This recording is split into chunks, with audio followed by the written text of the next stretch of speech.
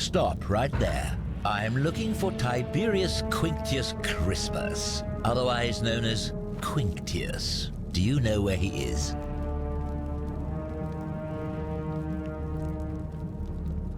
I'm not sure I believe that, so allow me to explain something to you.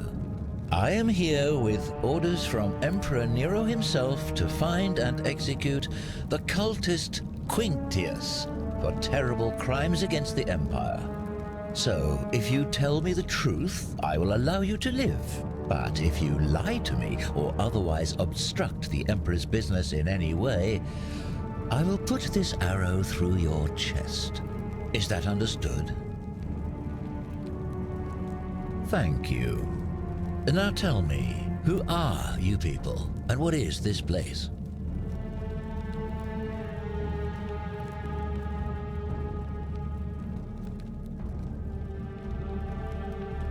Oh, how very welcoming of you. You want me to let my guard down, is that it?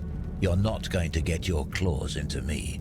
I was told Quinctius was a cultist, but I never thought he'd be foolish enough to lead me right to the heart of his mystery cult. Oh, don't play coy with me. I don't care if you're worshipping Bacchus, Magna Mater, or Christ. You lot are all the same to me. Always sneaking off to your secret sanctuaries, indoctrinating each other with your little mantras.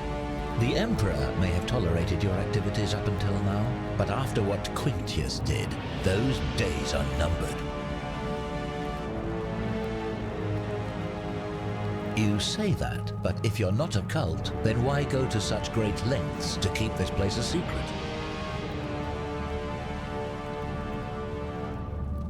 So you admit you're not allowed to leave.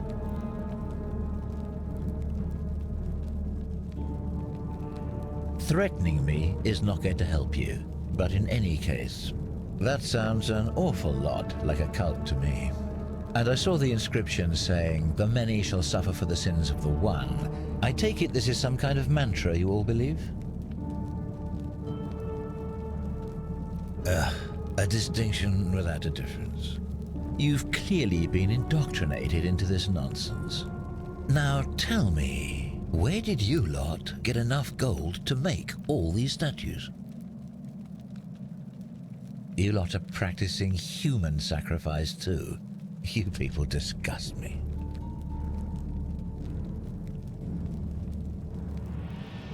Of course you'd say that, but that's what your kind do, isn't it?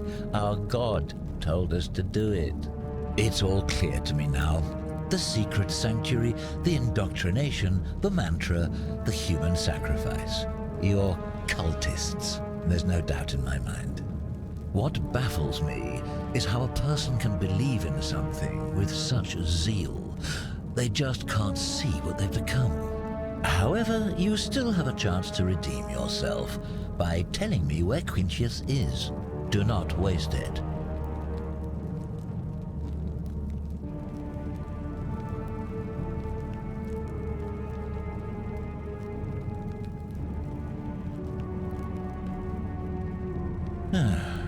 Then you're of no use to me. Do you have any last words?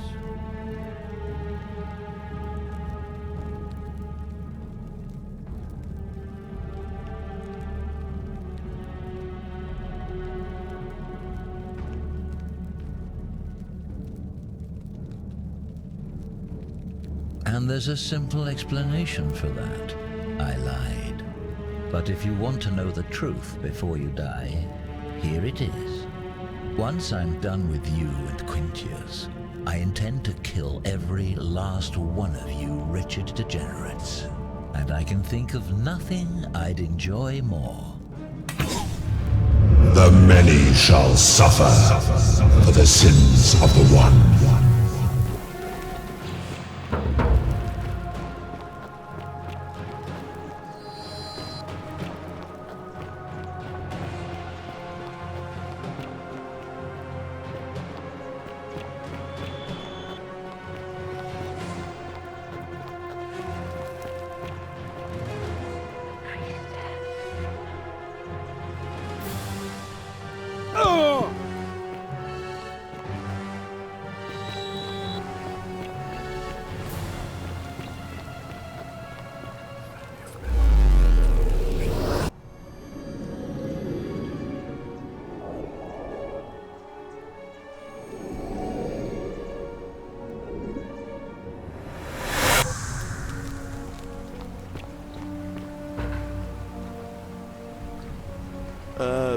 Salve, friend.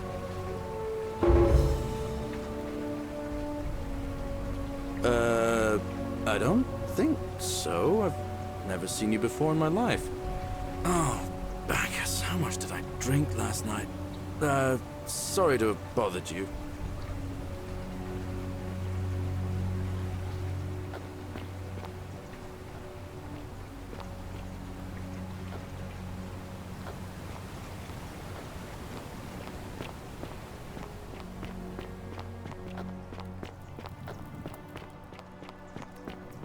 You, Tantalus, cannot catch the drops of water, and the tree you grasp at eludes you. Don't you just love springtime? Just as the ocean accepts the rivers of all the world, so this place accepts all the souls. But it does not notice the crowds that come.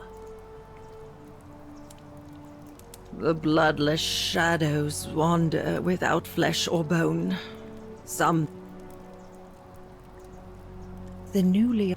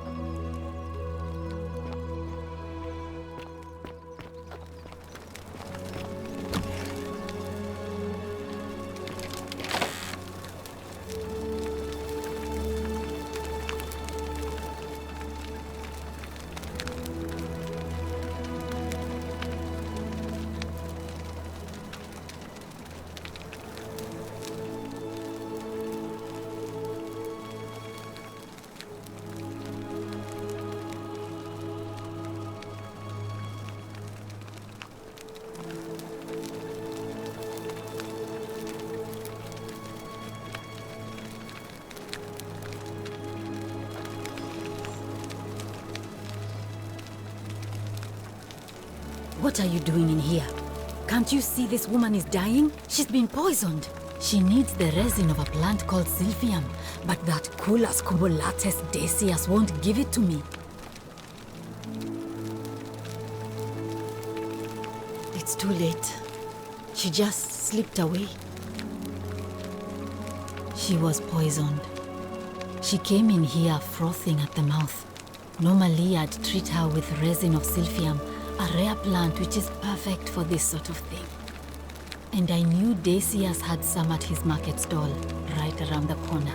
So I ran over there, but he just looks at me with this evil smile and says, "That'll be 1,000 denarii." There was no way I could afford that, and he knew it. Then that toad shrugs and says, "Supply and demand. I guess you don't value your friend's life that highly." Anywhere else, I'd just pay a thug to steal it from his stall. But there's no way I can do that down here, with the golden rule. So all I could do is come back here and just watch her die. I kept on apologizing. And now I'll never know who poisoned her, or how they managed to do it without breaking the golden rule, or why she cursed that snake's cruel black eyes with her dying breath. Well, unless you have the power to bring someone back from the dead, there's really just one thing you can do. Get me that Silphium resin. I'm going to have another patient in here soon. Could be in the next day, or in the next hour. And I will not allow this to happen again. I don't care how you get it, but you have to make it happen. Because if I lose another patient this way, I swear to the gods below, not even the golden rule will stop me from marching up to that genetic tutor and scratching his eyes out. Well, come back if you get sick or injured. Day or night, I'll do what I can.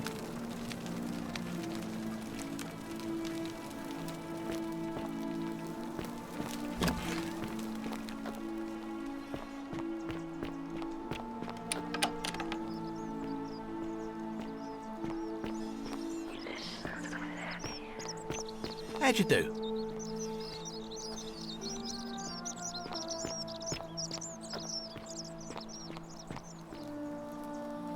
Help!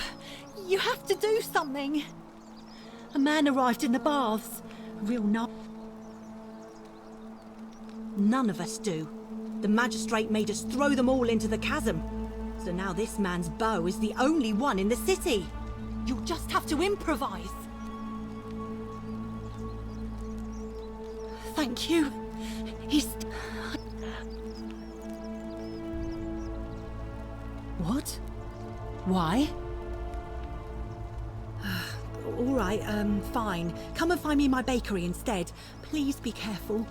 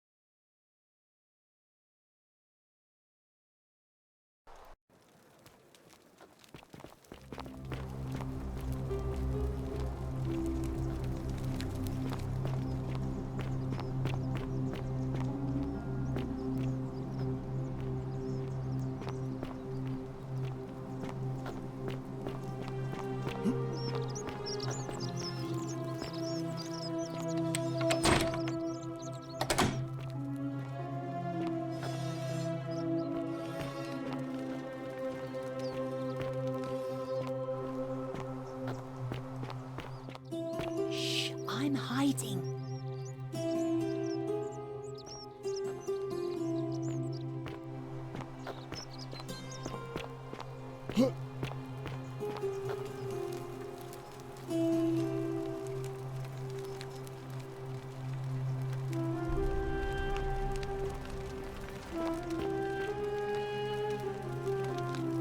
Hello? Hello? My name's Dooley. I live here now because I got in trouble and they said they had to lock me up. I don't know. I don't remember things so good. I think it's just because I was looking for treasure. Yes, but I wasn't. I was just looking. They said I did it more than once, but I can't remember things so good. Then they called me mean names. They called me a liar, Billy. Yes. They said I have to live here now and gave me this letter. But I'm not good with words. Do you think you could read it for me?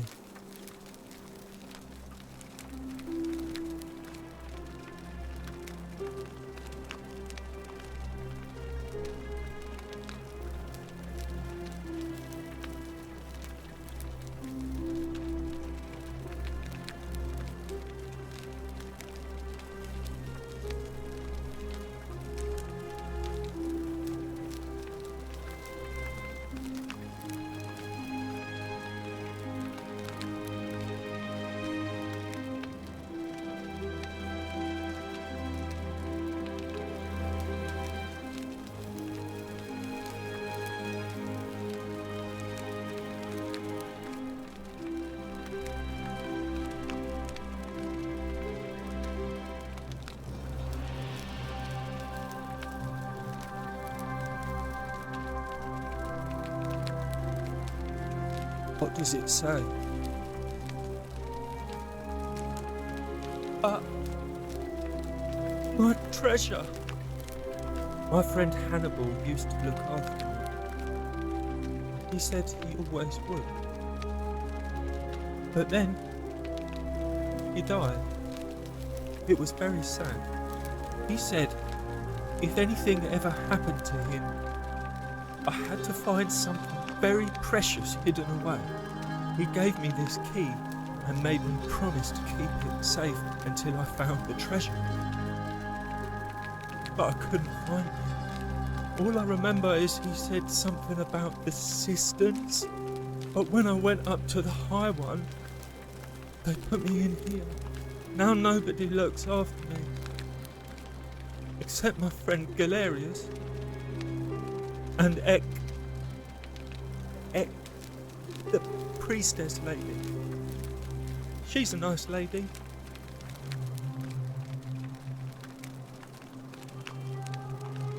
Hannibal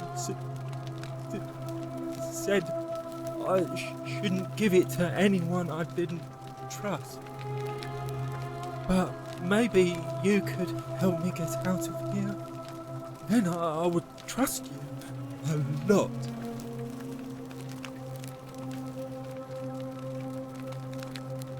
Galerius already tried that. He said the magistrate wouldn't listen, no matter what. Like, Galerius? He's nice. I like Galerius. He made me a doll and everything. If you help make him magistrate, he can get me out of here, and I can give you the key to my treasure. Hannibal said it was in the cisterns. I can't remember what it was, just that it was way up high and very precious. Bye-bye.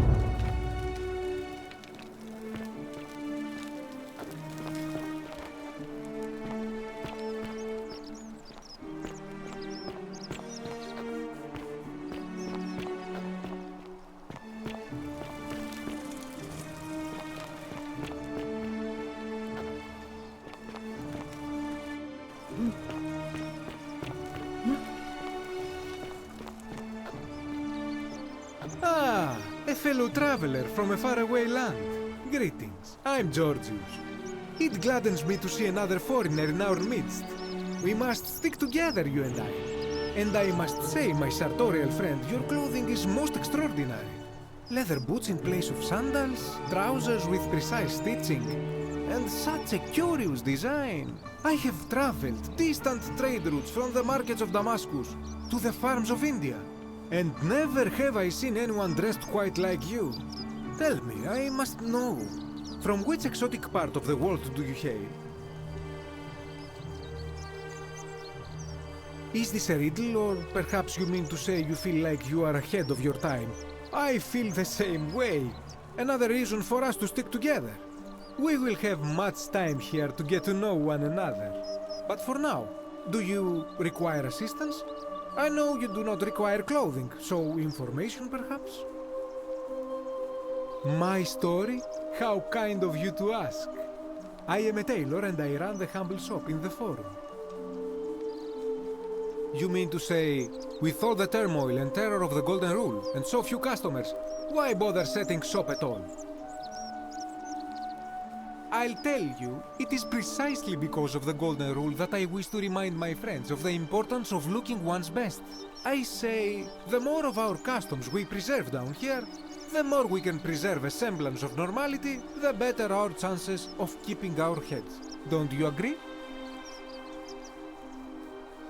Oh, and there is another reason too. If we all end up as golden statues for future generations to marvel at, I don't know about you, but I would like to look my best. A good question. A very good question indeed. And I would be happy to tell you if only I could remember it clearly myself. I remember I had just been to Rome to sell an extraordinary selection of wares, and drowning in coin, I decided to celebrate my success. I rented a prestigious villa by the Tiber, invited over a few select friends, and we began making our way through some of the most exquisite wine money could buy. Quite a lot of it, in fact. Now, I have had visions and awoken in strange places before. I have even found myself naked in the desert sands more than once, but none of that compares to this. This time, I remember people screaming, then falling into a void as empty as time before creation, gasping for air, and then nothing.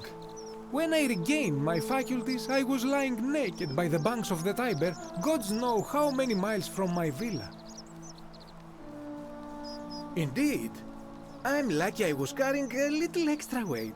I believe it kept me afloat. In any case, it seems I'd been rescued and resuscitated by a benevolent stranger. I went to find firewood for his campfire, stumbled across a cave, and discovered that trapdoor temple. And here I am. Anything you like. Shh! Not so loud! What are you playing at? Have you not been told about the last attempt? Oh, then I suppose this duty falls to me. It is a long story. Of course, the first question any of us asks when we first arrive is, how do I escape? It is only natural after all. And scaling the chasm wall is out of the question, for it is simply too steep and too far. But as they say, if the wind fails, use the oars. And here the second option is to leave the way we came in, through the shaft above the bathhouse.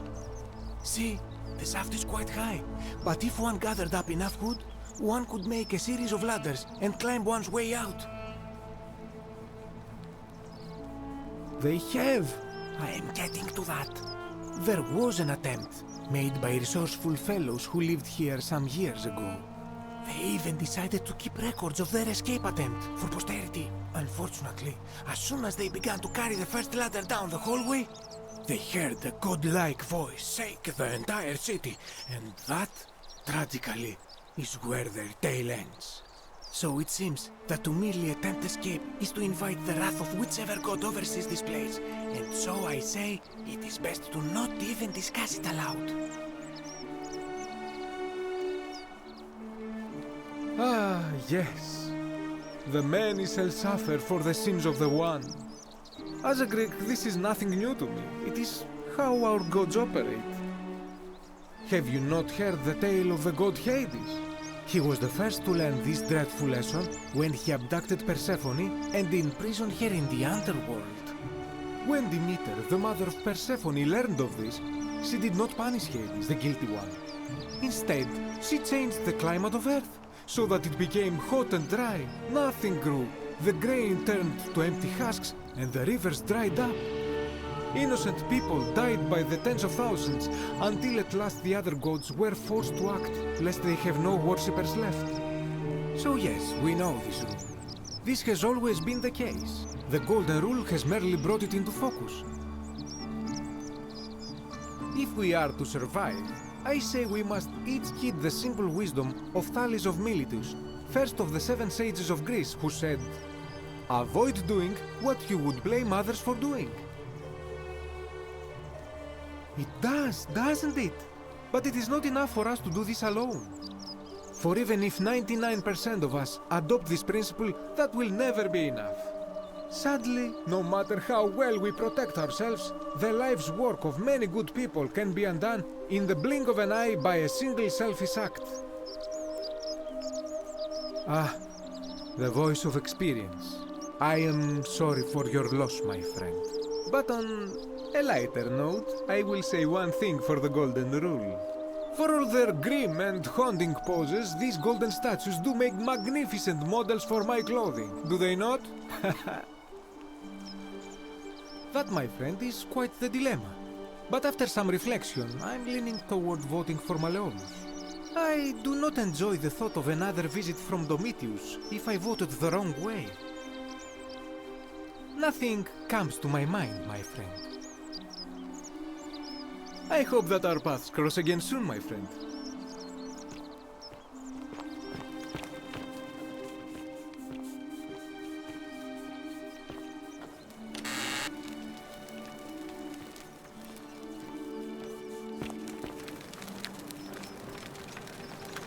You look well, my sartorial friend.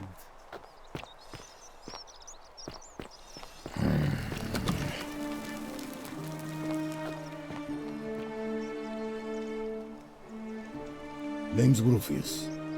Better watch your step. Can't talk long, got to stay sharp, but family's from Seleucia on Tigris, Babylon province. But I've been roaming a long time now. Even joined the legions, the 6th, the one they call Ironclads. Same way as everyone else.